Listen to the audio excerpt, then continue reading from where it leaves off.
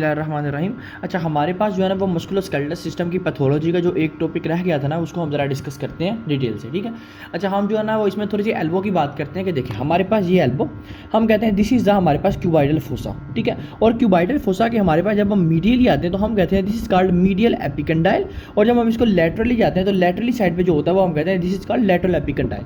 अब देखो हम बात करते हैं कि हमारे पास है दो टर्म्स, एक हमने कहा व्हाट इज मीडियल एपिकंडाइल और what is lateral epicondyle. Cubital fossa से जो मीडियली जा रहा है वो मीडियल एपिकंडाइल होता है, और जो आपको जो ब्रैकियल प्लेक्सिस भी कहते हो, ठीक है, और जो लेटरली जा रहा है उसको आप लेटरल एपिकंडाइल कहते हो। अब बेसिकली जो आपके पास होता है ना मीडियल एपिकंडाइल की अगर आपके पास इन्फ्लेमेशन हो जाती है तो हम कहते हैं मीडियल एपिकंडाइलिटिस, ठीक है। यानी मैं इधर एक टर्म यूज़ करूँ तो हमारे पास क्या आता है, सबसे पहले क्या आता है मीडियल एपिकंडाइलिटिस। अब मीडियल एपिकंडाइलिटिस में बेसिकली होता क्या, हमारे पास जो मीडियल एपिकंडाइल है उसकी हो जाती है इन्फ्लेमेशन।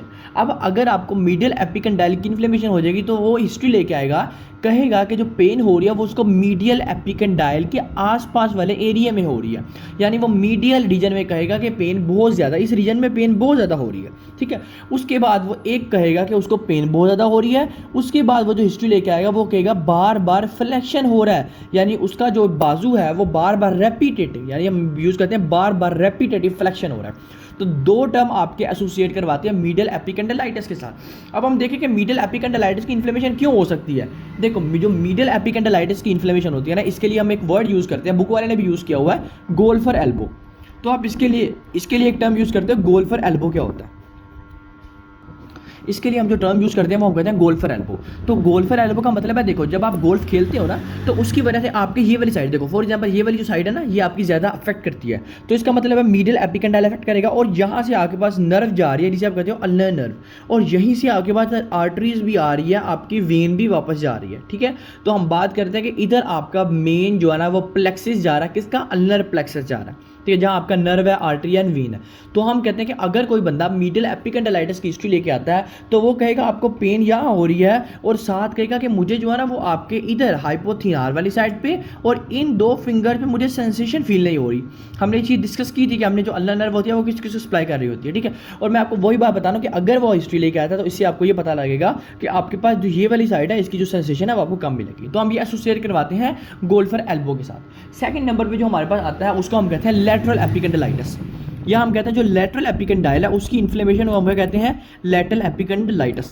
यानी इसका मतलब है उसको जो पेन होगी वो किस एरिया पे होगी, उसको जो पेन होगी वो आपके पास जारी बात है लेटरल रीजन पे होगी, ठीक है। उसके बाद वो ये हिस्ट्री लेके आएगा कि बार बार एक्सटेंशन हो रहा है, रेपिटेटिव एक्सटेंशन है, इधर रेपिटेटिव फ्लेक्शन है, इधर रेपिटेटिव एक्सटेंशन है। और लेटरल एपिकंडाइलिटिस की अगर हम बात करें तो इसको आप बेसिकली कहते हो टेनिस एल्बो और टेनिस एल्बो। तो देखो अगर मैं कहता हूँ कि मेरे पास ये वाला लेटरल एपिकंडाइल इफेक्ट करता है, तो लेटरल एपिकंडाइल से जो आपके पास जो सी आपके पास नर्व जा रही होती है वो होती है मीडियन नर्व और रेडियल नर्व। तो आपके पास या तो रेडियल आर्टरी भी आ रही होती है या तो मीडियन नर्व भी आ रही होती है जिसने आपके इसको सप्लाई कर रहा होता है। तो हम कह सकते हैं मोस्ट कॉमनली आपके पास जो अफेक्ट करती हैं चीज़ें वो हो सकता है इधर आपको थिनार, आपके पास फर्स्ट और मिडिल फिंगर आपके पास यहाँ अफेक्ट करे। लेकिन आप लोगों ने इसको दो चीज़ें याद रखना है, देखो first one is medial epicondylitis, second one is lateral epicondylitis. Medial epicondylitis में हमने बात कि पेन की हिस्ट्री के साथ आएगा, रेपिटेटिव फ्लेक्शन आएगा, और इसको आप गोल्फर एल्बो भी कहते हो। ये आपके पास एनएलई में एक क्वेश्चन पूछा गया था कि आपके पास अगर एक पेशेंट आता है, ठीक है, वो उसको पेन हो रही है और रेपिटेटिव फ्लेक्शन है और उसका मीडियल एपिकंडाइलिटिस है, तो हम उसको किसके साथ एसोसिएट करेंगे, तो हम कहेंगे this is also known as a golfer elbow. और ऐसे ही हमारे पास लेटरल एपिकंडाइलिटिस। अच्छा, जो हमारे पास अब सेकंड टॉपिक आता है ना वो हमारे पास आता है basically what is clavicle fracture. अच्छा, अब ये टॉपिक पढ़ने से पहले तो आपको थोड़ी सी जो है ना वो एनाटॉमिकल फीचर्स पता हो कि हमारे पास क्लेविकल जो होता है ना वो बोन आपके पास कौन सी होती है और आपके पास कहाँ प्रेजेंट होती है और उसके इर्द गिर्द जो मसल्स होते हैं वो कौन से होते हैं। देखो सबसे पहले, अच्छा उसके बाद ये बात देखो, मैं कहता हूँ कि मेरे पास ये जो है ये मेरे पास है क्लेविकल बोन, ठीक है। और उसके बाद मेरे पास जो है ना वो दरमियान में आता है क्या, स्टर्नम, और होती है मेरे पास इस साइड पे भी एक क्लेविकल बोन। अब ये जो क्लेविकल बोन होती है ना बेसिकली हमारे पास ये एक वीकेस्ट बोन भी होती है और इसको आप ब्यूटी बोन भी कहते हो, ठीक है। अच्छा, अब इसके जो होते हैं ना वो होते हैं दो पार्ट होते हैं बेसिकली, एक होता है 2/3 पार्ट, एक होता है हमारे पास 1/3 पार्ट। जैसे मैं कहता हूँ कि मेरे पास ये है 2/3 पार्ट और ये मेरे पास आ गया 1/3 पार्ट। एक थोड़ा हमारे पास लार्जर होता है, एक थोड़ा छोटा होता है। अब जो आपके पास 2/3 पार्ट होता है ना, यहाँ आपके पास इसके ऊपर एक मसल प्रेजेंट होता है जिसको आप कहते हो पेक्टोरेलिस मेजर मसल। इसके ऊपर एक मसल प्रेजेंट होता है जिसका नाम क्या होता है, पेक्टोरलिस मेजर मसल। और ये जो 1/3 पार्ट होता है ना, इसके ऊपर हमारे पास एक मसल प्रेजेंट होता है जिसका नाम होता है डेल्टॉइड मसल। अच्छा, अब बेसिकली होता ये है कि आपके पास ये जो 1/3 वाला पॉइंट होता है ना, ये सबसे ज़्यादा वीकेस्ट पॉइंट होता है इंजरी के लिहाज से। क्यों? क्योंकि आपका यहाँ 2 मसल्स आपके पास डिवाइड हो रहे हैं, आधे में पेक्टोरलिस मेजर है और आधे में डेल्टॉइड है। अब ये जो जब हमारे पास क्लेविकल फ्रैक्चर होता है ना बेसिकली, तो फिर क्या होता है, फिर हमारे पास ये जो एक क्लेविकल का पार्ट होता है ना, जो 2/3 होता है वो ऊपर की तरफ चला जाता है, और जो 1/3 होता है वो आपका ऐसे बेंड हो जाता है नीचे की तरफ। और ये जो ऊपर की तरफ जाता है ना, इसे कहते हैं हमारे पास पेक्टोरलिस मेजर को एसोसिएट करवा रहा होता है, डिफ्रेंशिएट करवा रहा होता है। और जो नीचे की तरफ जाता है ना, ये हमारे पास डेल्टॉइड को करवा रहा होता है। अब एक क्वेश्चन पूछा जाता है कि आपके पास क्लेविकल फ्रैक्चर में कौन सी मसल ज़्यादा अफेक्ट करते हैं, तो हमारे पास एक पेक्टोरलिस मेजर आता है और एक हमारे पास जो है ना वो डेल्टॉइड मसल आता है। इनमें से वो एक ऑप्शन देगा, वो आप सेलेक्ट कर लीजिएगा। अच्छा, अब जारी बात है, क्लेविकल फ्रैक्चर की बात तो हुई है, क्लेविकल फ्रैक्चर होता क्यों है? ये बेसिकली किसी भी ट्रॉमा की वजह से, लेकिन ये बात याद रखना, ये मोस्ट कॉमनली होता है इन चिल्ड्रंस के अंदर, क्योंकि चिल्ड्रंस की बोन पहले ही बहुत वीक होती है और वीक हो सकती है उस वजह से। सेकंड नंबर पे ये होता है ड्यूरिंग डिलीवरी के टाइम, ड्यूरिंग वेजाइनल डिलीवरी जो है ना, जब आप बेबी को एक्सक्रीट करवा रहे होते हो, ठीक है, तो फिर हमारे पास जो है ना वो बेबी की डिलीवरी करवा रहे होते हो, उसके दौरान आप शोल्डर पे ज़्यादा प्रेशर डालते हो, उसकी वजह से क्लेविकल फ्रैक्चर हो जाता होता है। ठीक है, तो हम बात करते हैं due to trauma, due to childrens, लेकिन मोस्ट कॉमनली होता है चिल्ड्रंस में एज कम्पेयर टू हमारे पास क्या, एडल्ट्स के अंदर। लेकिन आपको बता दें कि क्लेविकल फ्रैक्चर होने की वजह से आपके पास कौन कौन से मसल ज़्यादा अफेक्ट करते हैं और हमारे पास कौन सी बंदा प्रेजेंटेशन ले गया था। प्रेजेंटेशन आती है, कहता है कि डॉक्टर साहब बात यह कि पेन बहुत ज़्यादा हो रही है इस रीजन पे हमारे पास, ठीक है, और आपके पास जो है ना वो कौन सा हिस्सा डिप्रेस किया, आपके पास जो डेल्टॉइड पार्ट है ये डिप्रेस कर गया है और जो पेक्टोरलिस मेजर पार्ट है ये एलिवेट कर गया। ये आप लोगों ने क्लेविकल फ्रैक्चर में इसको अच्छे से देख लेना है, ठीक है। अच्छा, उसके बाद जो हमारे पास थर्ड आती है वो हमारे पास आती है व्हाट इज गायोन कैनाल। अच्छा, अब जो है ना वो गायोन कैनाल पढ़ने से पहले मैं आपको एक चीज़ बताऊं कि हमारे पास देखो, ये मैं कहता हूं कि हमारे पास ये है हाथ, ठीक है, हैंड, और उसके बाद देखो यहाँ से बेसिकली मेरे पास ना इधर होता है बेसिकली मेरे पास एक कैनाल, जिसे मैं कहता हूँ गायोन कैनाल। इस गायोन कैनाल जो है ना, इस गायोन कैनाल के अंदर है, जब हमने ये बात पढ़ी थी ना, हमने जब पढ़ा था वो कार्पल टनल, तो कार्पल टनल के साथ हमने पढ़ा था ऊपर होता है फ्लेक्सर रेटिकुलम। फ्लेक्सर रेटिकुलम के अंदर हमारे पास इस साइड पे होता है गायोन कैनाल, और गायोन कैनाल के अंदर हमने पढ़ा था एक होती है अल्नर आर्टरी, एक होती है अल्नर नर्व, अगर आप लोगों को याद हो तो। लेकिन अल्नर आर्टरी और अल्नर नर्व होती कैसे कि हमारे पास गायोन कैनाल के अंदर से ऐसे हमारे पास अल्नर आर्टरी गुजर रही होती है और ऐसे ही हमारे पास जो है ना वो अल्नर नर्व गुजर रही होती है। तो अगर मैं कहता हूँ कि मेरे पास ये जो गायोन कैनाल है ये कंप्रेस कर जाता है, अगर ये गायोन कैनाल कंप्रेस कर जाता है तो इसका मतलब है अल्नर नर्व और अल्नर आर्टरी गई, और अगर अल्नर नर्व और अल्नर आर्टरी गई तो इसका मतलब है अगर अल्नर नर्व गई है तो हमारे पास ये हाइपोथिनार मसल भी गया, हमारे पास ये वाली फिंगर भी गई, हमारे पास ये वाली फिंगर की सेंसेशन भी गई, इंडेक्स फिंगर की, हमारे पास ये वाली फिंगर्स की। अब मैं कहता हूँ कि अगर हमारे पास इन फिंगर की हमारे पास अगर इन फिंगर्स की हमारे पास सेंसेशन गई तो इसका मतलब है हम कह सकते हैं कि ये जो फिंगर ये जो बंदा आता है अल्नर कला के साथ आएगा या कोई और एब्नॉर्मैलिटीज के साथ आएगा। लेकिन बेसिकली बात करने का मकसद यह है कि इधर आपका गायोन कैनाल कंप्रेस करने से आपके अल्नर नर्व और अल्नर आर्टरी अफेक्ट करेगी, इसे कहते हैं गायोन कैनाल सिंड्रोम। और गायोन कैनाल सिंड्रोम ये होता क्यों है बेसिकली, क्योंकि अगर देखो फॉर एग्जाम्पल कोई साइकिलिस्ट है तो साइकिलिस्ट में आपके पास प्रेशर आपका इधर पड़ता है, इधर प्रेशर पड़ने की वजह से आपके पास क्या हो सकता है, ये हो सकता है आपका इस साइड पे ट्रॉमा हुआ हो, लेकिन मोस्ट कॉमनली कहते हैं ये साइकिलिस्ट के अंदर वो जो है ना ज़्यादा साइकिलिस्ट करते हैं उनके अंदर इंजरी होती है, जिसकी वजह से आपके पास देखो ना, मैंने कहा कि ये गायोन कैनाल है, गायोन कैनाल परा किधर होता है, गायोन कैनाल आपका इधर फ्लेक्सर रेटिकुलम होता है उसके अंदर प्रेजेंट होता है। इस फ्लेक्सर रेटिकुलम के नीचे हमारे पास कार्पल टनल होता है, उसके अंदर आपके पास जो होती है ना वो बोन्स होती है, जिसे आप कार्पल बोन्स कहते हो, ठीक है। अच्छा, अब मैंने कहा था गायोन कैनाल के अंदर से अल्नर नर्व और अल्नर आर्टरी गुजर रही होती है, अगर गायोन कैनाल कंप्रेस कर जाता तो आपको अल्नर नर्व और अल्नर आर्टरी गई, जिसको आप गायोन कैनाल सिंड्रोम भी कहते हो, ठीक हो गया, ये हमारे पास आ गया ये बात। अच्छा, अब बात करते हैं कि गायोन कैनाल सिंड्रोम की और क्या। देखो होता ये कि बेसिकली मैं कहता हूँ कि हुआ ये था कि साइकिलिस्ट देखो यहाँ मेरे पास जो वो आती है हमारे पास कार्पल बोन आती है, उसे कहते हैं हेमेट बोन। जैसे मैंने आपको जब वो पर आई थी ना तो मैंने कहा था कार्पल टनल में हमने कहा था मीडियन नर्व आती होती है, हमारे पास जो है ना वो स्कैफॉइड बोन आती होती है, लेकिन इधर मैं कह रहा हूँ हेमेट बोन आती है। देखो जब आप जो है ना वो साइकिलिस्ट करते हो आपके हेमेट बोन पे प्रेशर डलता है, इस हेमेट बोन, ये जो हमारे पास हेमेट बोन होती है इसके प्रेशर होने की वजह से आपके पास जो है ना वो गायोन कैनाल कंप्रेस कर जाता है। तो हम कह सकते हैं due to the hook of hamate fracture, अगर ये जो हेमेट का हुक जो फ्रैक्चर होता है इसकी वजह से आपके पास प्रेशर पड़ता है गायोन कैनाल में और आपका अल्नर नर्व और अल्नर आर्टरी अफेक्ट करती है। और सिंपल सी बात आप लोग याद रखो कि आपके पास अगर गायोन कैनाल कंप्रेस करेगा तो सारी बात है अल्नर नर्व और अल्नर आर्टरी गई तो आपके पास दोनों के दोनों जो फंक्शन हो गए वो डेफिसिट हो जाएंगे, ठीक हो गया। अच्छा, उसके बाद जो हमारे पास फोर्थ आता है वो हमारे पास आता है what is carpal tunnel syndrome. What is carpal tunnel syndrome. अब मैंने आपको जो कार्पल टनल सिंड्रोम है मैंने आपको बताया क्या, देखो मैंने कहा था कि ये हमारे पास होता है कार्पल टनल। कार्पल टनल के अंदर हमारे पास क्या होता है, हमारे पास प्रेजेंट होते हैं क्या, कार्पाई रेडियलिस होते हैं, हमारे पास कुछ टेंडन प्रेजेंट होते हैं जो प्रोफंडस होते हैं, कुछ ऊपर की तरफ प्रेजेंट होते हैं जिसको सुपरफिशियलिस कहते हैं, वो हमने कार्पल टनल में बड़े अच्छे से पढ़ा। उसके बाद हमने कहा कि हमारे पास ऊपर होता है गायोन किनाल होती है, इस तरफ फ्लेक्सर रेटिकुलम होता है, और फिर हमारे पास नीचे क्या होती है, हमारे पास कार्पल बोन्स होती हैं।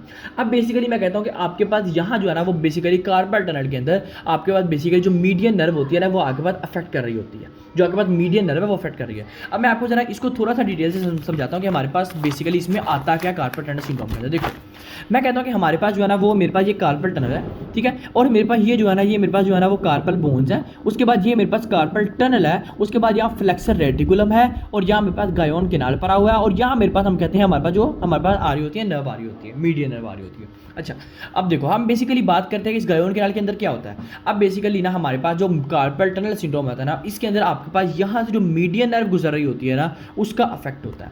अगर आपके पास इधर हमारे पास कार्पल मीडियन नर्व की इंजरी होती है तो हम उसे कहते हैं कार्पल टनल सिंड्रोम, या आपके पास कोई ट्रॉमा हुआ, उस ट्रॉमा होने की वजह से आपके पास ये कंप्रेस कर गया और मीडियन नर्व की इंजरी हो जी, और अगर मीडियन नर्व की इंजर्ड होती है तो पेशेंट प्रेजेंटेशन लेके आएगा, कहेगा डॉक्टर साहब बात है कि मेरे थिनार का मसल का काम गया, मेरे थंब का गया, मेरे उसके बाद जो है ना फर्स्ट फिंगर का गया, इंडेक्स फिंगर का गया, उसके बाद जो है ना वो मेरे मिडिल फिंगर का गया। तो फिर हम कहते हैं कि आपके पास ये जो फंक्शन डेफिसिट है ये आपके पास मीडियन नर्व की इंजरी को हमारे पास डिफरेंशिएट करवा रहे हैं, तो हम कह सकते हैं this is the median nerve injury.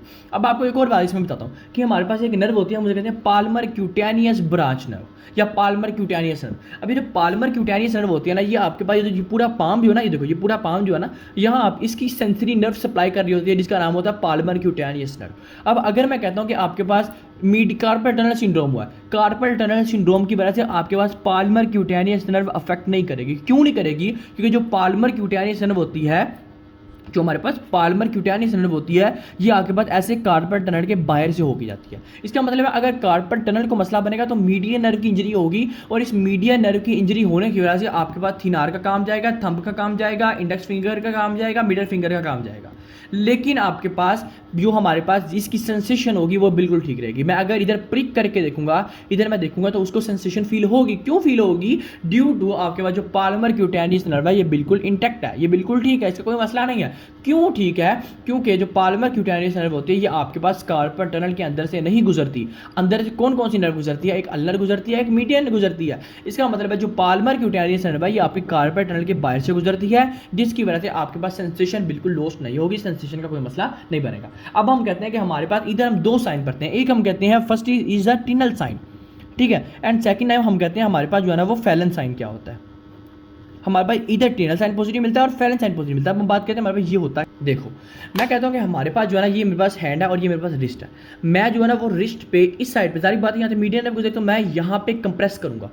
जब मैं यहाँ पे कंप्रेस करूँगा ना, इस कंप्रेशन होने की वजह से जारी बात है पहले हमारे पास मीडियन नर्व पहले ही हमारे पास कंप्रेस की हुई है, और अगर मैं इस रिस्ट को कंप्रेशन करूँगा, रिस्ट के कंप्रेशन होने की वजह से हमारे पास या प्रिकर्शन करूँगा, इसकी वजह से हमारे पास क्या होगा, यहाँ पे इस हमारे पास फिंगर में हमें सेंसेशन फील नहीं होगी, यानी इधर आपको टिंगलिंग सेंसेशन आएगी। और मैंने कहा था टिंगलिंग सेंसेशन क्या होती है कि आपको जो है ना वो चिबन महसूस हो रही होती है इन फिंगर्स में, तो ये कहते हैं, इसे कहते हैं टिनल साइन। टिनल साइन हम कैसे देखते हैं? हम रिस्ट में जो है ना प्रिकर्शन करके देखते हैं, कंप्रेस करके देखते हैं कि आपके पास अगर इधर टिनल आते हैं। उसके बाद फैलन मनोवर ये क्या होता है या फैलन साइन क्या होता है? हम बेसिकली क्या कहते हैं, हम पिछले कहते हैं अपने दोनों हाथ जो है ना वो आप इस तरह कर दो, दोनों हाथ जो है वो इस तरह कर दो, देख रहे हो? अगर आप दोनों हाथ इस तरह करते हो फिर भी आपकी जो नर्व है वो और कंप्रेस कर रही है, फिर भी वो कहता है डॉक्टर साहब बात है कि मुझे बड़ी टिंगलिंग सेंसेशन महसूस हो रही है।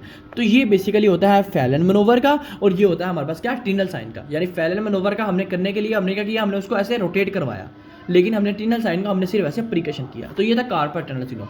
दोबारा सुनना, मैंने कहा जो कार्पल टनल सिंड्रोम होता है इसके अंदर मीडियन नर्व की इंजरी होती है। मीडियन नर्व की क्यों इंजरी होती है? क्योंकि ये मीडियन नर्व जो होती है ये कार्पल टनल के अंदर से गुजर रही होती है, ठीक है। उसके बाद मैंने कहा कि यहाँ आपको सेंसेशन क्यों नहीं लॉस होती, क्योंकि जो पाल्मर क्यूटेनियस नर्व है, ब्रांच है, ये आपके पास कार्पल टनल के अंदर से नहीं गुजरती, कार्पल टनल के बाहर से होकर जाती है, डिस्टली जाती है, ठीक है। तो हम इसके लिए कहते हैं इसकी सेंसेशन लॉस नहीं। उसके बाद हम कहते हैं इधर आपको टिनल साइन पॉजिटिव मिलता है, इधर आपको जो है वो फैलन साइन पॉजिटिव मिलता है। और ये एक और बात सुन लो, देखो हो सकता है ऐसी पेशेंट प्रेगनेंसी हो, क्योंकि प्रेग्नेंट पेशेंट में आपके पास दबाव पा रहा होता है, उस वजह से भी कार्पल टनल सिंड्रोम हो सकता है उसका रूमाटॉइड आर्थराइटिस हमने डिस्कस किया, उस तरह से भी आपके पास जो है ना वो कार्पल टनल सिंड्रोम हो सकता है उसको हाइपोथायराइडिज्म हो, उसको एक्रोमेगाली हो, उसके हाथ बहुत इनलार्ज हुए हैं, उसको आर्थराइटिस हो किसी किस्म का, ठीक है, और या फिर उसकी जो है ना वो किडनी में मसला हो रहा हो। तो ये बेसिकली काजेज थे कार्पल टनल सिंड्रोम के जो हमने डिस्कस किया। हमने पहली बार हमने डिजीज डिस्कस की जिसको हमने कहा व्हाट इज द मीडियल एपिकेंडालाइटिस, फिर हमने कहा व्हाट इज लैटरल एपिकेंडालाइटिस, और फिर हमने कहा हमारे पास जो है ना वो क्लेविकल फ्रैक्चर क्या होता है, और फिर हमारे पास क्या है गायोन कैनाल क्या होता है,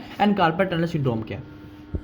अच्छा, उसके बाद जो हमारे पास डिजीज आती है ना उसको हम कहते हैं बेसिकली बॉक्सर्स फ्रैक्चर, या हम उसका दूसरा नाम कहते हैं मेटाकार्पल फेरिंजियल फ्रैक्चर या मेटाकार्पल नेक फ्रैक्चर। अब देखो मोस्ट कॉमनली जो अफेक्ट कर रही होती है ना ये होती है फिफ्थ मेटाकार्पल पे, जो हमारे पास फिफ्थ मेटाकार्पल बोन्स होती है ना, फिफ्थ मेटाकार्पल बोन। हम यहाँ पर थे कि हमने कहा था कि देखो मेटाकार्पल नेक फ्रैक्चर हुआ, इस मेटाकार्पल नेक फ्रैक्चर, सो ये फेरिंजियल है, ये मेटाकार्पल नेक फ्रैक्चर है, इधर आपके पास फिफ्थ मेटाकार्पल बोन अगर अफेक्ट करेगी तो आगे पास ये जो फिंगर होगी ये थोड़ी सी डेविएट कर जाएगी इस तरफ को, तो हम इस तरह जो है ना वो इसको डायग्नोस करेंगे कि this is called metacarpal neck fracture.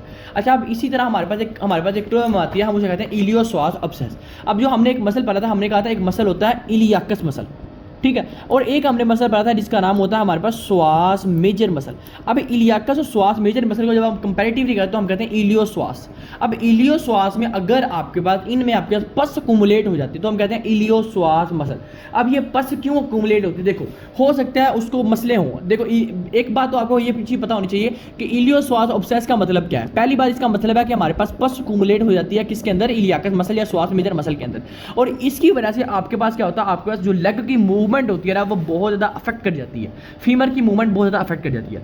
अब ये जो जिन डिसीजेज के साथ एसोसिएट करवाती है ना वो मैं यहाँ लिखता हूँ, फिर हम उसको अलग-अलग पढ़ते हैं। सबसे पहले जो डिजीज आती है ना वो हम उसे कहते हैं पोर्ट डिसीज, ठीक है। पहली बात करते हैं what is port disease. Port disease basically कहते हैं कि अगर आपके पास देखो टीबी जो है ना आपको पता होगा ट्यूबरक्लोसिस जिसे कहते हैं, जो आपके पास मायोबैक्टीरियम ट्यूबरक्लोसिस बैक्टीरिया की वजह से अफेक्ट कर रहा होता है, ठीक है। अब जो हमारे पास ट्यूबरक्लोसिस बैक्टीरिया होता है ना ये आपके पास पोर्ट डिसीज करवा रहा होता है। अब ये क्या करवाता है, अगर आपका टीबी जाके आपकी बोन्स को अफेक्ट करे तो हम उसको फिर टीबी नहीं कहते हैं, मुझे कहते हैं पोर्ट डिसीज। और ये पेशेंट सिम्टम्स क्या लेके आता है, ये सिम्टम्स पेशेंट सिम्टम लेके आता है कि first one is the weakness, ठीक है। वीकनेस के बाद वो कहता है फटीग बहुत ज़्यादा है। थर्ड नंबर पे वो कहता है नाइट स्वेट है, नाइट स्वेट की हिस्ट्री लेके आता है। फोर्थ नंबर पे वो इंसोम्निया की हिस्ट्री लेके आता है, नाइट डिस्टर्बेंस है। फिफ्थ नंबर पे वो जो है ना वो नंबनेस की हिस्ट्री लेके आता है। और हमारे पास सिक्स नंबर पे वो जो है ना पैरालिसिस की हिस्ट्री लेके आता है कि हमारे पास उसकी जो लिम्स है वो हमारे पास पैरालिसिस हो गई है।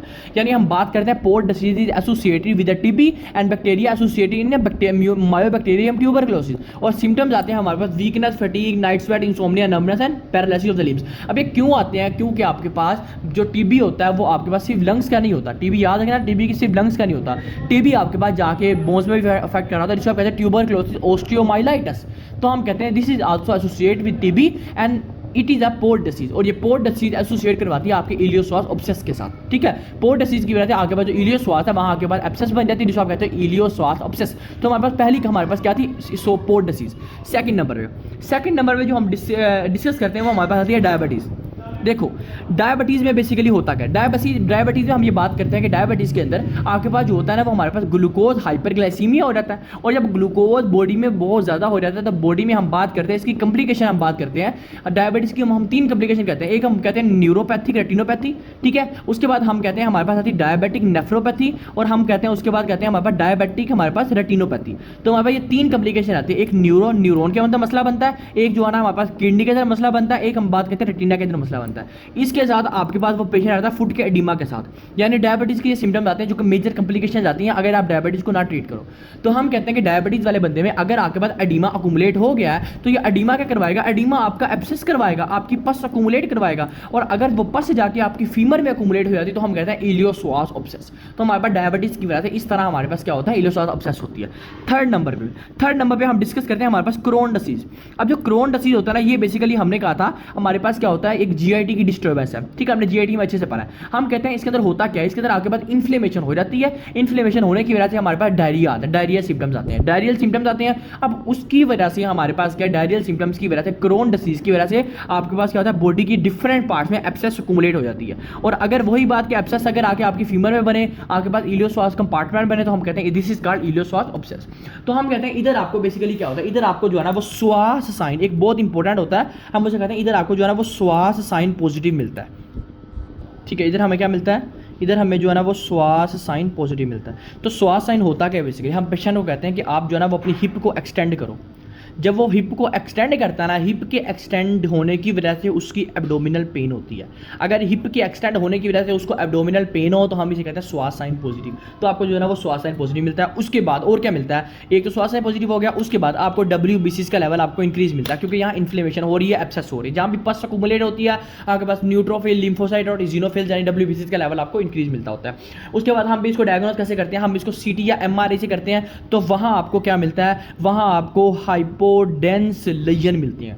दोबारा सुनना, मैंने आपको इलियोसास एब्सेस किया कि आपको इलियोसास कंपार्टमेंट में आपको जो है ना वो एब्सेस मिलेगी। ये पोर्ट डिसीज के साथ एसोसिएट करवाते हैं, जिसको आप कहते हैं मायोबैक्टीरियम ट्यूबरक्लोसिस या कहते हैं ट्यूबरक्लोसिस ऑस्टियोमाइलाइटिस। उसके बाद हम कहते हैं डायबिटीज की वजह से एब्सेस हो सकती है, क्रोन डिसीज की वजह से एब्सेस हो सकती है। यहाँ आपको जो है ना वो स्वास साइन पॉजिटिव मिल रहा होता है। उसके बाद यहाँ WBCs का लेवल इंक्रीज मिलता है। उसके बाद आपको CT या MRI करवा तो आपको हाइपोडेंस फोकल लेजन मिलते होते हैं, ठीक है। फिर आप करते क्या, फिर आप इसको PCI करते हैं, परक्यूटेनियस कोरोनरी इंटरवेंशन करते हो, जिसकी वजह से आप जो है ना वो फ्लूइड को, एब्सेस को निकालते हो। तो ये हमारे पास था बेसिकली क्या, इलियोसास कंपार्टमेंट का, इलियोसास एब्सेस का। बाकी आप हाँ, अगर तो बॉडी में इन्फ्लेमेशन हो रही है और बॉडी में किसी बैक्टीरिया ने इफेक्ट किया तो हम एंटीबायोटिक्स के साथ भी ट्रीट करते हैं इस चीज़ को, ठीक हो गया। अच्छा, अब हम चलते हैं हमारे पास और डिसीज की तरफ। वो आता है हमारे पास क्या, अनहैप्पी ट्राइएड। अच्छा, अब अनहैप्पी ट्राइएड को ना आप लोगों ने सिर्फ एक तरीके से याद रखना। देखो मैं जो है ना वहाँ एक ट्राइएड बनाता हूँ। इस ट्राइएड के अंदर मैं कहता हूँ कि हमारे पास जो है ना वो ACL की इंजरी है, क्या, एंटीरियर क्रूशियल लिगामेंट की इंजरी है। उसके बाद मैं कहता हूँ मीडियल कोलैटरल लिगामेंट की इंजरी है। थर्ड नंबर पे मैं कहता हूँ मीडियल मेनिस्कस की इंजरी है, या फिर मोस्ट कॉमनली लैटरल मेनिस्कस की इंजरी है। अब इन तीनों का आपको पता हो, देखो जो एंटीरियर क्रूशियल लिगामेंट था, ये ऐसा लिगामेंट था जो कि फीमर की पोस्टीरियर साइड से एंटीरियर टिबिया की एंटीरियर साइड तक जुड़ा होता था। MCL कौन सा लिगामेंट था, जो कि आपका मीडियल साइड पे अटैच होता था, ठीक है। मीडियल यानी मीडियल जो हमारे पास पार्ट था ना उधर अटैच होता था टिबिया के साथ। और जो आपका मीडियल मेनिस्कस है, लैटरल मेनिस्कस था, ये भी आपके पास मीडियल साइड पे, और जो लैटरल मेनिस्कस था ये फिबुला के साथ लैटरल साइड पे अटैच होता था। अच्छा, अब ये तीनों हमारे पास होते थे। उसके बाद आप लोग को बताओ कि ACL के लिए हम एक टेस्ट करते थे, हम उस टेस्ट को कहते थे लैशमैन टेस्ट, ठीक हो गया। MCL के लिए हम जो टेस्ट करते थे, जो MM के लिए करते थे, वो हम करते थे मैकमर्री टेस्ट। और जो हम MCL के लिए करते थे उसको हम कहते थे वेल्गस स्ट्रेस टेस्ट। तो हम ये 3 टेस्ट करते होते थे। और याद रखना, अगर एक पेशेंट आता है ACL की इंजरी के साथ, MCL की इंजरी के साथ और साथ MM या मोस्ट कॉमनली LM की हिस्ट्री के साथ, तो हम कहते हैं this is called unhappy triad. और ये पेशेंट लेके आता है, कहता है डॉक्टर साहब बात है कि मेरी पेन बहुत ज़्यादा है। अब जारी बात है, अलग-अलग के सिम्टम्स वो बताएगा। ACL का मतलब है कि वो टांग को जो है ना वो एंटीरियरली मूव नहीं करेगा। MCL का मतलब है मीडियली मूव नहीं करेगा। जब आप वेल्गस स्ट्रेस टेस्ट करोगे तो MM का मतलब है वो भी मीडियली मूव नहीं करेगा। तो फिर हम ये कहते हैं कि अगर ये 3 सिम्टम्स लेके आता है तो हम कहते हैं this is called unhappy triad. साथ पेन के साथ आएगा, साथ जॉइंट की इंस्टेबिलिटी के साथ आएगा। तो ये हमारे पास था अनहैप्पी ट्राइएड। अब हम उसके बाद चलते हैं, हमारे पास एक कंडीशन आती है, व्हाट इज प्री पटेलर बुर्साइटिस। अच्छा, अब बेसिकली ना हमने बुरसाज तो पढ़े थे कि हमारे पास बुरसाज होते क्या, हमने कहा था ये फीमर है, हमने कहा था ये टिबिया है, और ये फिबुला, ये पटेला है, और यहाँ हमने कहा था बुरसाज होते हैं। हम कहते हैं इसे कहते हैं सुपरा पटेलर बुरसा। फिर हम कहते हैं हमारे पास क्या, प्री पटेलर बुरसा। फिर हम कहते हैं ये हमारे पास था इन्फीरियर पटेलर बुरसा, ठीक है। और हम एक और बुरसा कहते हैं इंसर्नस बुरसा, ठीक है। ये हमारे पास होता है इंसर्नस बुरसा। अच्छा, अब ये जो यहाँ हम कहते हैं पेस, इसको हम, इसका नाम होता है हमारे पास क्या, पेस इंसर्नस बुरसा। अच्छा, बाकी हमने बुरसाज पढ़े थे। अब ये बुरसाज होते क्या, बेसिकली एक फ्लूइड फील्ड कैविटीज होती हैं जो कि आपके पास अफेक्ट कर रही होते हैं, जो कि आपके पास किसी भी ट्रॉमा या किसी भी इंजरी के खिलाफ बचा रहे होते हैं। और अगर आपके पास इधर प्री पटेलर जो बुरसा होता है, इधर आपकी इन्फ्लेमेशन हो जाए तो हम इसे कहते हैं this is called pre patellar bursitis. और ये होता क्यों है, कहता है डॉक्टर साहब बात है कि मैं बार बार गिरा हूँ, ठीक है। इसको आप कहते हैं होममेड नी भी कहते हो, ठीक है। अब होममेड नी भी कहते हो, इसको आप दूसरा नाम कहते हो क्या, होममेड नी। अच्छा, वो कहता है डॉक्टर साहब बात है कि मैं जो है ना बहुत ज़्यादा ट्रॉमा हुआ है, बहुत बार गिरा हूँ, जिसकी वजह से मुझे यहाँ इंजरी हुई है। तो मैं फिर हम इसको जो है ना वो डायग्नोज करते हैं this is called pre patellar bursitis. तो हमें जो है ना फिर हमें जो हिस्टोपैथोलॉजी में क्या मिलता है, हमें इन्फ्लेमेशन मिलती है, क्या, इन्फिल्ट्रेट्स मिलते हैं। तो आपको हिस्टोपैथोलॉजी में इन्फ्लेमेशन, इन्फिल्ट्रेट्स नजर आएंगे इसके अंदर, ठीक हो गया। ये हमारे पास आ गया क्या, प्री पटेलर बुरसाइटिस। अच्छा, अब हमारे पास ना एक टर्म आती है, हम उसे कहते हैं पोप्लिटियल सिस्ट। अच्छा, अब उससे पहले ना मैं आपको थोड़ी सी एनाटॉमिकल फीचर्स बताऊं कि होता क्या है। बेसिकली देखो, ये हमारे पास था जो है ना वो जो लेग है ना, लेग का बैक साइड है, ठीक है। उसके बाद मेरे पास जो है ना वो यहाँ से फिर आ जाता है जो आती है हील, और हील से आगे हमारे पास क्या होता है, फुट होता है, ठीक है। अब देखो, और यहाँ हमारे पास क्या होता है, यहाँ नी होती है, और फिर आगे हमारे पास होता है जो हमारे पास यहाँ मसल प्रेजर होता है ना, इस मसल को हम कहते हैं बेसिकली ट्राइसेप्स सुराए, जो हमने कहा था हम पढ़ेंगे, ठीक है। उसके बाद ये जो हमारे पास एक टेंडन यहाँ प्रेजर होता है, हम उसे कहते हैं अचाइल्स टेंडन। अच्छा, अब इस ट्राइसेप्स सुराय से ऊपर हमारे पास होता है क्या, पटेला। इस पटेला की बैक साइड पे यहाँ आपके पास फ्लूइड फील्ड कैविटी बन जाती है, जिसको आप कहते हो फ्लूइड फील्ड सिस्ट या आप सिस्ट का नाम देते हो। तो हम कहते हैं कि अगर आपके पास पोप्लीटियल की बैक साइड पे सिस्ट अक्यूमुलेट हो जाती है, हम उसे कहते हैं पोप्लीटियल सिस्ट। और इस सिस्ट की वजह से आपके पास ये जो ट्राइसेप्स सुराई मसल है, इसके मूवमेंट का भी मसला बनता है। और साथ वो ये भी हो सकता है कि पेशेंट सिम्टम्स लेके आए कि डॉक्टर साहब बात है कि मेरे जो है जब मैं हील को मूव करता हूँ तो मुझे बहुत बैक साइड पे पेन होती है, जो बिल्कुल बैक साइड पे छोटा सा पार्ट होता है वहाँ पेन होती है, मुझे कहते हैं अचाइल्स टेंडन, ठीक है, जो कि आपके पास टेंडन जो हमारे पास अटैच करवा रहा होता है, ठीक है, बोन टू मसल करवा रहा होता है, तो हम इसे कहते हैं टेंडन। तो चाइल्ड टेंडन कहते हैं। तो ये आपके पास हिस्ट्री लेके आता है कि पोप्लीटियल सिस्ट कहते हैं, इसको आप बेकर सिस्ट भी कहते हो, जो मैंने कहा था पढ़ेंगे। बेकर सिस्ट होती है हमारे पास, क्या कैविटी हो जाती है, सिस्ट अक्यूमुलेट हो जाती है पोप्लीटियल पार्ट में, जिसको आप बेकर सिस्ट भी कहते हो। अब इस बेकर सिस्ट में हमारे पास देखो, हमने बात की हमारे पास ये, हमारे पास इन मसल्स में हमारे पास क्या होगा, इधर अक्यूमुलेट हो जाती है। अब हम इसके लिए एक और बात करते हैं। अच्छा, अब देखो वो हमने पहले तो पढ़ा था पोप्लीट जो है ना वो प्री पैटेलर बुर्साइटिस क्या होता है, इसमें हम पोप्लीटियल सिस्ट की बात कर रहे हैं। अगर मैं अब इसको थोड़ा सा जो है ना वो लेटरली मूव करवाऊं तो मेरे पास क्या बनेगा। देखो मैं कहता हूं कि ये मेरा जो है ना वो लेटरली मूव करवाया, इस लेटरली मूव करवाने की वजह से मेरे पास ये जो चीज़ है वो नी है, इसका मतलब है हमें जो है ना वो यहाँ पे सिस्ट मिल रही है। बेसिकली ये सिस्ट एसिम्प्टोमेटिक रहेगी, लेकिन अगर ये सिस्ट प्रॉब्लम करेगी तो मैंने आपको कहा ट्राइसेप्स सुराई का मसला बनेगा, चेस्ट टेंडन का मसला बनेगा। और यहाँ बुरसा कौन सा आता है, यहाँ भी एक बुरसा होता है, उसका नाम होता है गैस्ट्रोक्नीमियस, हमारे पास सेमी मेम्ब्रेनस बुरसा। और एक और बात बता दूं कि यहाँ आपके पास जहाँ ट्राइसेप्स सुराई है, इसके ऊपर ही एक मसल पैदा होता है, इसे आप कहते हो गैस्ट्रोक्नीमियस मसल, ठीक हो गया, क्या कहते हो, गैस्ट्रोक्नीमियस मसल। तो गैस्ट्रोक्नीमियस सेमी मेम्ब्रेनस, और हमें पता है सेमी मेम्ब्रेनस हमारे पास मसल भी होता है जो कि आपके पास फीमर के ऊपर फैला होता है, सेमी मेम्ब्रेनस हो गया, सेमी टेंडरनेस हो गया।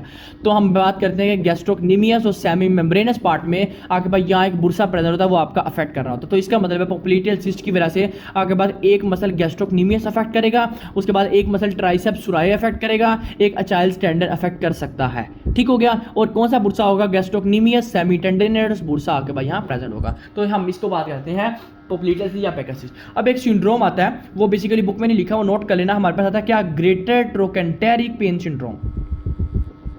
अच्छा, अब ये बेसिकली क्या होता है, देखो पेशेंट हिस्ट्री लेके आता है, कहता है डॉक्टर साहब बात है कि मेरे जो है ना वो लेटरल हिप में पेन है, लेटरल हिप में पेन है।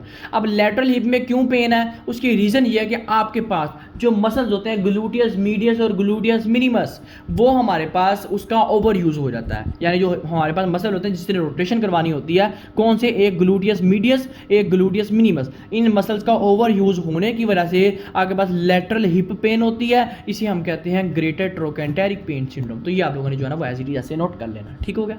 अच्छा, हम जो है ना अब चीज़ डिस्कस करते हैं, वो हमारे पास आते हैं बोन के ट्यूमर्स। अच्छा, अब ये बोन के ट्यूमर्स में ना हम दो तरह के पढ़ेंगे, एक हमारे पास होता है बेनाइन, एक होता है मैलिग्नेंट। सबसे पहले जो हम डिस्कस करेंगे ना वो हमारे पास होते हैं बेनाइन ट्यूमर्स कौन से होते हैं, ठीक है। अब बेनाइन ट्यूमर्स में जो हम बात करेंगे वो हमारे पास सबसे पहले हम डिस्कस करेंगे हमारे पास जो है ना वो जॉइंट सेल ट्यूमर कौन सा होता है।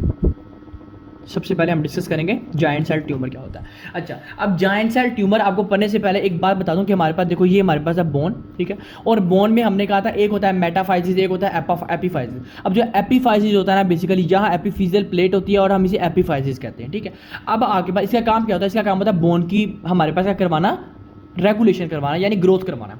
अच्छा, अब इसको एक और बात बता दूं कि हमारे पास ना इसे जो एपिफिजियल प्लेट होती है ना, इसमें हमारे पास होता है, हम इसे जॉइंट सेल ट्यूमर क्यों कहते हैं ये बात करते हैं। देखो इसको हम जॉइंट सेल ट्यूमर इस वजह से कहते हैं क्योंकि आपके पास इसका काम होता है बोन की इनलार्जमेंट करवाना। तो इधर हम कहते हैं कि इधर आपके पास बोन की इनलार्जमेंट होती है, और ये आपका ट्यूमर किसका है, ये आपका ट्यूमर है एपिफाइसिस ऑफ द बोन का, epiphysis of the long bone का। अब अगर मैं कहता हूं हमारे पास कौन सी नई रीजन की, और अगर मैं कहता हूं कि आपके पास यहाँ एपिफाइसिस ऑफ द बोन का इफेक्ट हो तो हमारे पास क्या क्या सिम्टम्स आएंगे। देखो पहली बात तो बताता हूं कि हमने कहा था कि ओस्टियोब्लास्ट होता है, ओस्टियोक्लास्ट होता है, यहाँ रैंक एल रिसेप्टर्स होते हैं, यहाँ रैंक रिसेप्टर्स होते हैं। तो अगर मैं कहता हूं कि आपके पास रैंक जो एल रिसेप्टर्स होते हैं इनका काम बढ़ जाए, क्योंकि सारी बात है ओस्टियोब्लास्ट की एक्टिविटी बढ़ेगी, जब इसकी वजह से आपके पास क्या होगा, रैंक रिसेप्टर्स काम करेंगे, और जब रैंक रिसेप्टर काम करेंगे तो जो बोन की ब्रेकडाउन होगी ये बहुत ज़्यादा होगी, और बोन की ब्रेकडाउन ज़्यादा होने की वजह से हम इस ट्यूमर को कहते हैं this is a giant cell tumour and this is also known as osteoclastoma. तो हम इसको ओस्टियोक्लास्ट्रोमा इस वजह से भी कहते हैं कि यहाँ आपके पास रैंक रिसेप्टर के ज़्यादा स्टिमुलेट होने की वजह से बोन की ब्रेकडाउन होती है,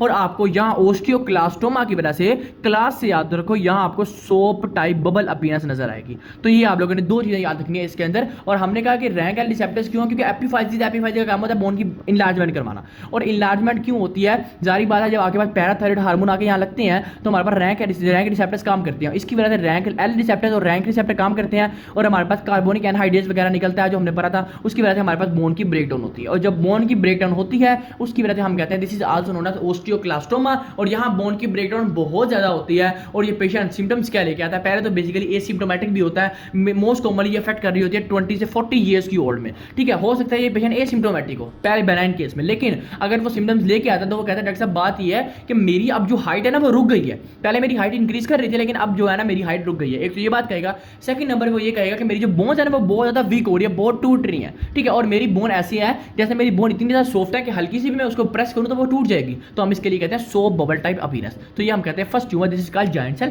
ट्यूमर आ गया। ठीक हो गया, बाकी हमें लाइटिक रेडियंस मिलेगी, हमने बात कर ली। अच्छा, उसके बाद हम जो हमारे पास सेकंड कैंसर हम डिस्कस करते हैं, बेनाइन ट्यूमर डिस्कस करते हैं, वो हमारे पास आता है व्हाट इज ओस्टियोकोंड्रोमा।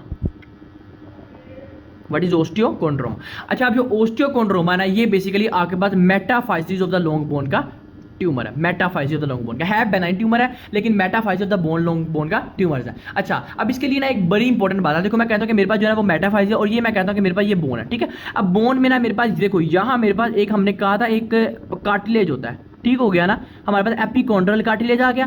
अब ये जो हमारे पास जो कार्टिलेज होता है ना, जिसको आप कॉन्ड्रोसाइट्स वगैरह भी कहते हो, जो कार्टिलेज होता है ना, इधर आपके पास मोस्ट कॉमनली ये अफेक्ट कर रहा होता है ओस्टियोकोंड्रोमा, ये वाला जो ट्यूमर होता है। तो इस वजह से हम कहते हैं कि आपके पास यहाँ मिलता क्या, यहाँ हमारे पास कार्टिलेजिनस कैप नजर आ रहा होता है। वो क्यों नजर आ रहा होता है, क्योंकि आपके पास ये जो ट्यूमर के एक्सीड होने की वजह से ये वाला जो कैप है ये आपके पास इस बोन से थोड़ा सा हट जाता है। दोबारा सुना मेरी बात, मैंने कहा इस ट्यूमर के एक्सेस होने की वजह से आपके पास कैप की ओवर प्रोलिफरेशन हो जाती है, जिसे आप कहते हो आपके पास लेटरल प्रोजेक्शन के अंदर कार्टिलेजिनस कैप की आपके पास नजर आ रही है। ठीक है, और ये जो कैंसर होता है ना ये बेसिकली मोस्ट कॉमनली आपके पास मतलब 20 की एज में ना ज्यादा अफेक्ट कर रहा होता है। ठीक हो गया, और ये एक मोस्ट कॉमनली बेनाइन ट्यूमर है, ये एक कॉन्ड्रोसाइट का ट्यूमर है। ये किसका ट्यूमर था, ये एपिफाइसिस का ट्यूमर है, ये मेटाफाइसिस का ट्यूमर है। यहाँ आपके पास रैंक रिसेप्टर का स्टिमुलेट होने की वजह से इसको हम ओस्टियोक्लास्टोमा कहते थे और साथ हम इसको सोप टाइप बबल अपीयरेंस कहते थे। ठीक हो गया, ओस्टियोकोंड्रोमा में हमारे पास मेटाफाइसिस का ट्यूमर है जहां हम कहते हैं कार्टिलेजिनस कैप का ज्यादा मसला बनता है और हमारे पास कार्टिलेजिनस कैप ओवर प्रोलिफरेट कर जाती है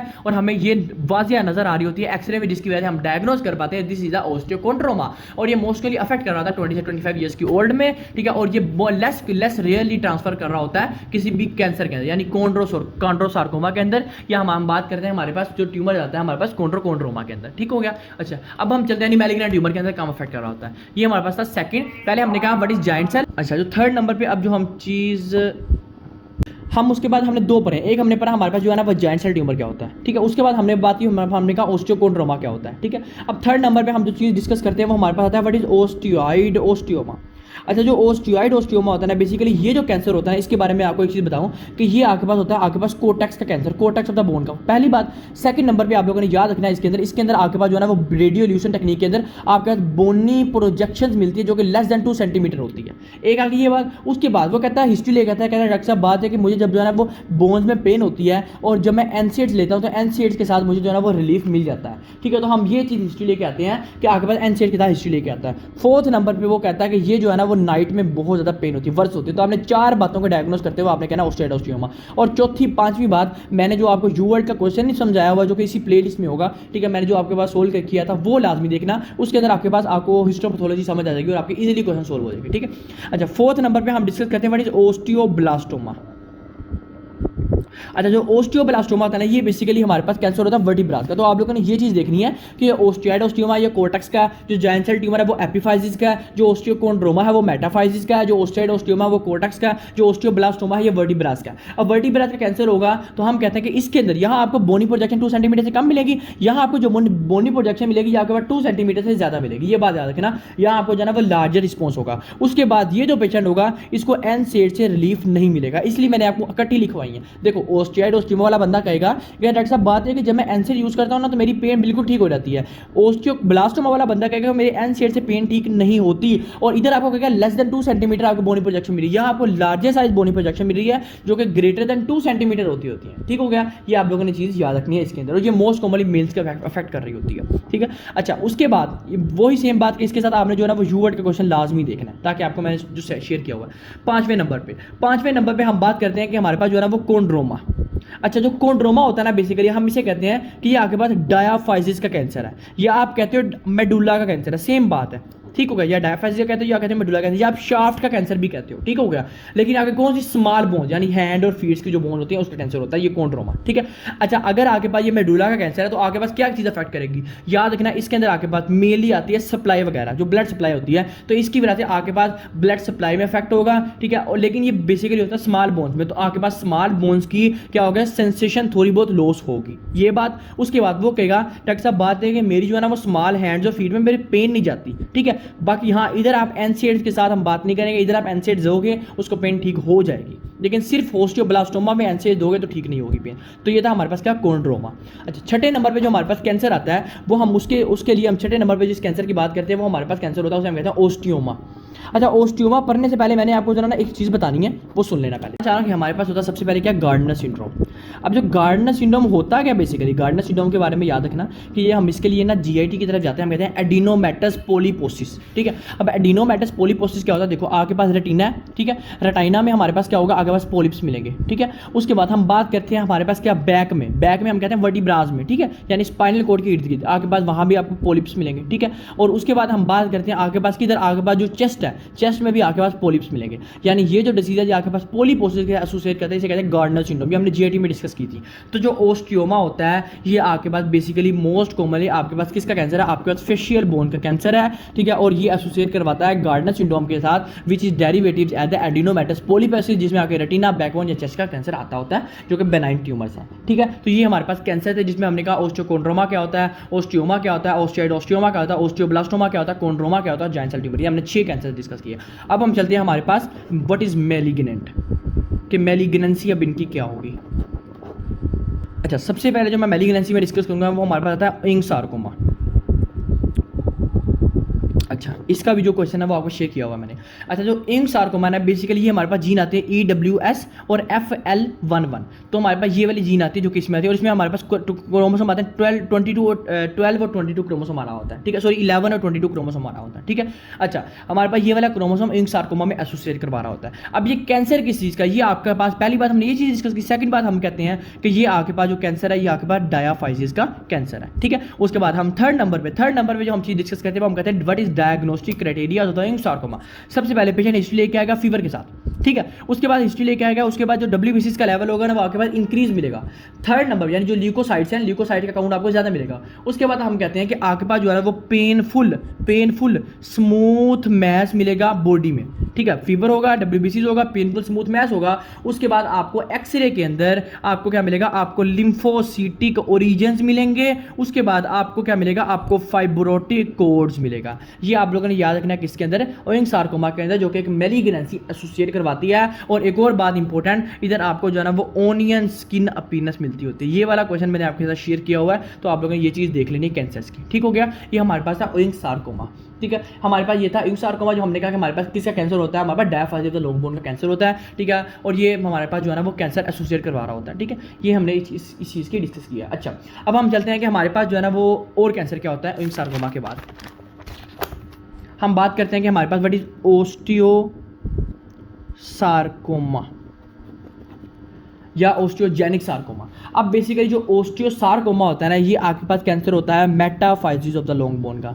जैसे हमारे पास था ना ओस्टियोकोंड्रोमा, वो भी मेटाफाइजिस था, ये भी आपके पास जो ओस्टियोसार्कोमा ये भी आपके पास मेटाफाइजिस ऑफ द लॉन्ग बोन का कैंसर है। लेकिन मैं आपको इधर ये बता दूं कि आपको इधर क्या मिलता है। देखो इधर एक चीज़ बड़ी इंपॉर्टेंट याद रखना, ये बात इधर आगे बाद इधर एटिपिकल यानी खुद ब खुद ही आपके पास जो ओस्टियोब्लास्टिक एक्टिविटी है ना वो आपको ज़्यादा मिलेगी। ये बहुत इंपॉर्टेंट पैरामीटर था आपको डायग्नोज करवाने का कि ओस्टियोसार्कोमा के अंदर याद रखना आगे बाद एटिपिकल ओस्टियोब्लास्टिक एक्टिविटी ज़्यादा मिलेगी। उसके बाद आपको फिश टाइप अपीयरेंस मिलेगी बॉडी में। उसके बाद हम यानी आप हिस्टोपैथोलॉजी में उसके बाद हम कहते हैं कि आपको यहाँ जो है ना वो कोडमैन ट्राइंगल मिलेगा। अब व्हाट इज कोडमैन ट्राइंगल? बेसिकली मैं कहता हूँ देखो ये मेरे पास बोन है, ठीक है, बोन के ऊपर मैं कहता हूँ हमने पता ये पेरिओस्टियल शीट होती है। इस पेरिओस्टियल शीट में जब ओवर प्रोलिफरेशन हो जाती है तो पेरिओस्टियल जो शीट होती है ये एलिवेट कर जाती है, इसके हम कहते हैं this is known as Codman triangle. तो हम कहते हैं कि एक पेशेंट आता है एटिपिकल ओस्टियोब्लास्टिक हिस्ट्री के साथ, फिश टाइप अपीयरेंस के साथ, कोडमैन ट्राइंगल के साथ, तो हम इसे 100% डायग्नोस करेंगे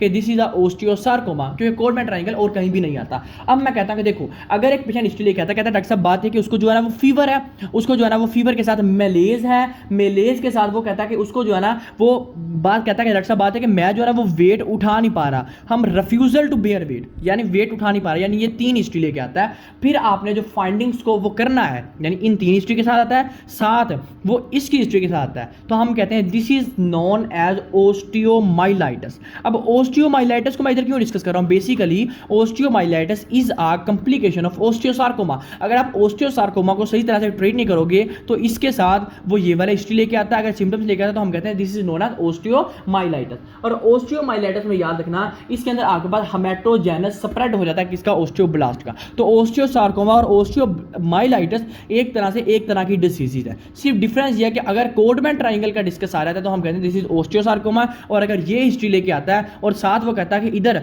हेमेटोजेनस स्प्रेड है किसका? ओस्टियोब्लास्ट का, तो हम कहते हैं दिस इज ओस्टियोमाइलाइटिस। तो हम इन दोनों में जो है ना वो इस तरह से डिफरेंशिएट करवा रहे होते हैं, ठीक है। उसके बाद एक और इंपॉर्टेंट बात है कि आपको इधर क्या मिलेगा? आपको इधर सनबर्स्ट अपीयरेंस मिलेगी एक्सरे के ऊपर। तो मैंने आपको ये बातें बता दी, एक दफा मैं रिपीट करता हूँ। मैंने कहा ओस्टियोसार्कोमा एक कैंसर होता है जो कि मेटाफाइजिस ऑफ द लॉन्ग बोन का होता है, ऑफन नी रीजन का। इसमें आपको एटिपिकल ओस्टियोब्लास्टिक एक्टिविटी बढ़ती है जिसकी वजह से बोन की ग्रोथ बहुत ज्यादा हो रही होती है, फिश टाइप अपीयरेंस मिल रहा होता है, सनबर्स्ट अपीयरेंस नजर आ रहा होता है, कोडमैन ट्राइंगल नजर आ रहा होता है, और ये ओस्टियोमाइलाइटिस के साथ बहुत ज्यादा डिसीज एसोसिएट करवा रही होती है, ठीक हो गया। ये आप लोग ने याद रखना है इसके अंदर। उसके बाद हम कहते हैं देखो ओस्टियोमाइलाइटिस हमारे पास पैजेट डिसीज के साथ एसोसिएट करवा रही होती है, ये बहुत ज्यादा, ठीक है। अच्छा उसके बाद हम कहते हैं व्हाट इज कोंड्रोब्लास्टोमा। अच्छा मैं इसके लिए एक और बात बता दूं कि अगर जो ओस्टियोसार्कोमा है ना, ये वाले पेशेंट ज्यादातर जो हमारे पर रेटिनोब्लास्टोमा जीन होती है ना, रेटिनोब्लास्टोमा जीन होती है उसमें अफेक्ट कर रहा होता है। तो हम कहते हैं कि ऐसे बंदा हो सकता है इसमें रेटिना में अफेक्ट हो और रेटिनोब्लास्टोमा हो जाए, ठीक है। तो ये आप लोगों ने सिर्फ छोटी सी बात याद रखनी है कि ये जो ओस्टियोसार्कोमा होता है ये रेटिनोब्लास्टोमा जीन के साथ एसोसिएट करवा रहा होता है, ठीक हो गया। अच्छा उसके बाद हम जो है ना वो चलते हैं आगे नंबर पे, हम कहते हैं व्हाट इज कोंड्रोसार्कोमा।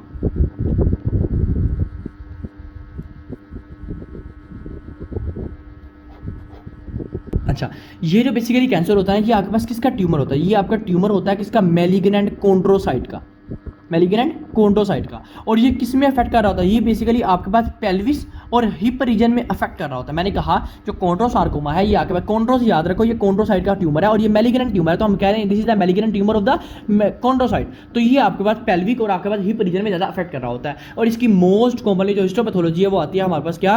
इंट्रालेजन कैल्सिफिकेशन आपके पास यहाँ मिल रही होती है मोस्ट कॉमनली, कि यहाँ आपको जो है ना वो इंट्रालेजन कैल्सिफिकेशन मिल रही होती है, और इसके साथ आपको जो है ना वो एंड ओस्टियल ओसिफिकेशन भी मिल रही होती है, जो कि आपके पास आर्थराइटिस की भी हिस्टोपैथोलॉजी में आ रहा था। तो हम कहते हैं इंटरलेजन कैल्सिफिकेशन और एंडोस्टियल ओसिफिकेशन आपको कोंड्रोसार्कोमा में मिलती है। तो ये थे हमारे पास बेसिकली सारे कैंसर्स। मैं आप एक दफ़ा रिपीट कर देता हूँ कि देखो हमने जो है ना सबसे पहले हम इधर कहते हैं हमने बेनाइन पर है, इधर हमने जो है ना वो मैलिग्नेंट पर है।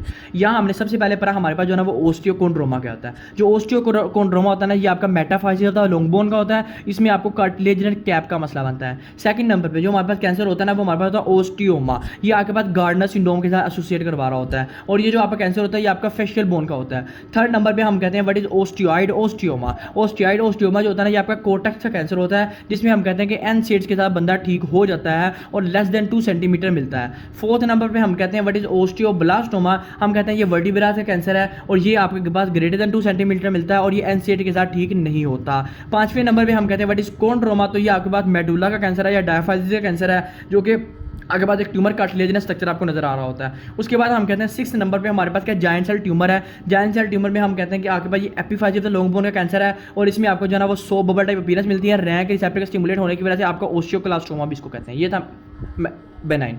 मैलिग्रेंट में हमने कहा सबसे पहले इंक सार्कोमा क्या होता है। इंक सार्कोमा में हमने डिस्कस किया आपके पास 1122 क्रोमोसोम होता है, EWS और FL1 हमारे पास जो जीन होती है वो अकोमुलेट हो रही होती है इसके अंदर। उसके बाद हमारे पास हिस्ट्री लेके आता है फीवर के साथ, ल्यूकोसाइटोसिस के साथ, पेनफुल स्मूथ मैस के साथ आपके पास हिस्ट्री लेके आता है। उसके बाद आपको लिम्फोसिटिक ओरिजिनेशन मिलती होती है और साथ फाइब्रोटिक कोड मिल रहा होता है आपको, ठीक है। उसके बाद हम कहते हैं सेकंड नंबर पे व्हाट इज हमारे पास ओस्टियोसार्कोमा। तो ओस्टियोसार्कोमा में आप कहते हो इसे कहते हैं ओस्टियोब्लास्टोमा भी कहते हो, क्योंकि ओस्टियोब्लास्ट की एक्टिविटी बहुत ज़्यादा बढ़ जाती है, इसकी वजह से हम कहते हैं ओस्टियोसार्कोमा। थर्ड नंबर पे हम कहते हैं व्हाट इज कोंड्रोसार्कोमा। तो कोंड्रोसार्कोमा मेडुला का कैंसर होता है मोस्ट कॉमनली और ग्रेटर देन ये ओल्ड एज में हो रहा होता है, और हम इसे कहते हैं इधर आपको इंट्रालेजन कैल्सिफिकेशन मिलती है साथ एंडोस्टियल ओसिफिकेशन मिल रहा होता है इसके अंदर। तो ये हमारे पास थे ऑल कैंसर्स।